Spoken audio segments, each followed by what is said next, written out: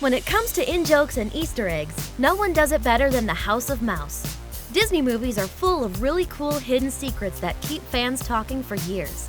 Here are just a few that you may have missed. Jungle Book's Beatles.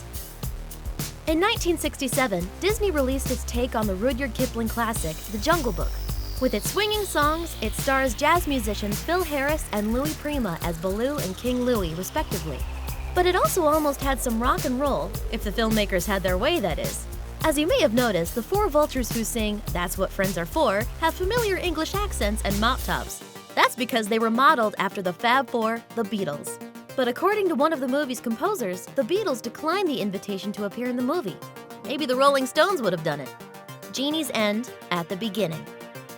In 1992's Aladdin, audiences meet a short, wacky peddler who introduces the story they're about to see, and then he's never seen again. Or is he? Over the years, fans theorized that the peddler is actually the genie, but after he's been set free by the end of the movie. Spoilers. The evidence? They both have 4 fingers on their hands, they both have the same curly beards, and they're both voiced by Robin Williams. But after years of silence on the theory, Aladdin's co-directors Ron Clements and John Musker confirmed that in 2015 that yes, the peddler and the genie are one and the same. In this case, fans' wishes finally came true. Simba's parents. Everyone knows that James Earl Jones provided the booming voice for Mufasa, Simba's father, in 1994's The Lion King. Jones is also well known for his role as King Jaffe Joffer, father of Eddie Murphy's Prince Akeem in 1988's Coming to America. What most fans probably don't know, however, is that King Joffer's royal wife, Queen Alian, was played by actress Madge Sinclair, and Sinclair also provided the voice for Simba's mother, Sarabi. Clearly, Jones and Sinclair were a perfect royal match. Hercules' haunting muses. Disney movies are so filled with references that some of them can slip by in a flash. One such example comes in 1997's Hercules, which features a quintet of the singing muses who move the story along. During Meg's song, I Won't Say I'm in Love, the muses take the form of 5 stone busts. And they're arranged exactly like 5 similar stone busts, known as the Grim Grinning Ghosts from Disney's Haunted Mansion ride. The best way to tame a lion. Lots of Disney characters make brief, unexpected cameos in other characters' films, but usually in the form of a blink-and-you'll-miss-it appearance in the background. But not always. In the original Greek myth, Hercules is tasked with fighting and slaying the Nemean lion, a fearsome beast that no mortal can kill. While we don't see Hercules fighting the lion in the animated movie, we definitely see that fight's loser, the villainous Scar from The Lion King. Too bad Mufasa never thought of that. Big Hero 6's big heroic cameo. Even though Big Hero 6 was a smash hit in 2014, a lot of Disney fans might not know that it was actually the first Disney animated film to feature Marvel Comics characters. Big Hero 6 was originally a comic book that debuted in 1998.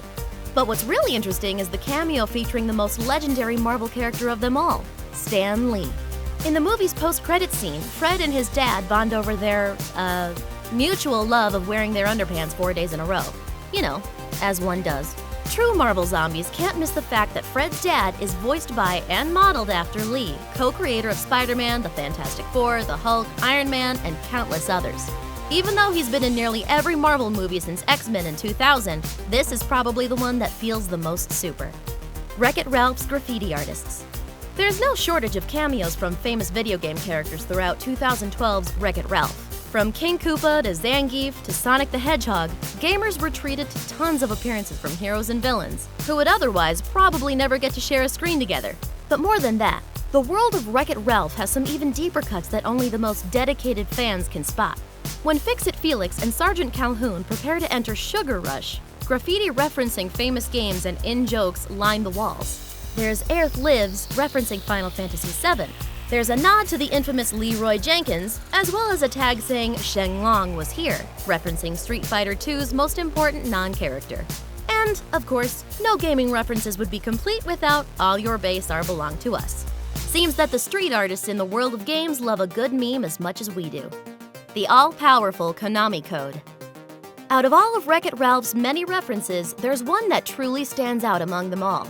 When the villainous King Candy starts to enter the secret vault to hack Sugar Rush's code, he pulls out a napkin with mysterious instructions written on it. Up, up, down, down, left, right, B, A, start. If you know what that is, congratulations! You played Nintendo games in the 80s. That sequence of commands is known as the Konami code, and it first appeared as a way to get power-ups and extra lives in the NES games Gradius and Contra back in 1986, both made by Japanese developer Konami. The code has since taken on mythical status among fans, and it's found its way into plenty of other games, and even websites. Back to school. If you keep your eyes sharp, you'll notice a recurring combination of letters and numbers, A113, that keeps appearing in lots of Disney's movies. It shows up in Meet the Robinsons, The Princess and the Frog, The Brave Little Toaster, and Lilo and Stitch, just to name a few. It also happens to appear in every single Pixar movie. Why? Well, that's just the classroom number for the first-year graphic design and character animation class at the California Institute of Arts, where many of the animators who've worked at Disney and Pixar started out. The code even makes appearances in non-Disney properties like episodes of Family Guy and The Simpsons. So aspiring animators, take note. If you want to get a job in showbiz, now you know exactly where to send your application.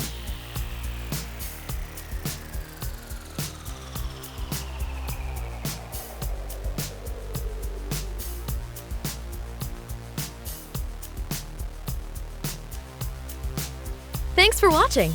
Don't forget to like and subscribe if you want more.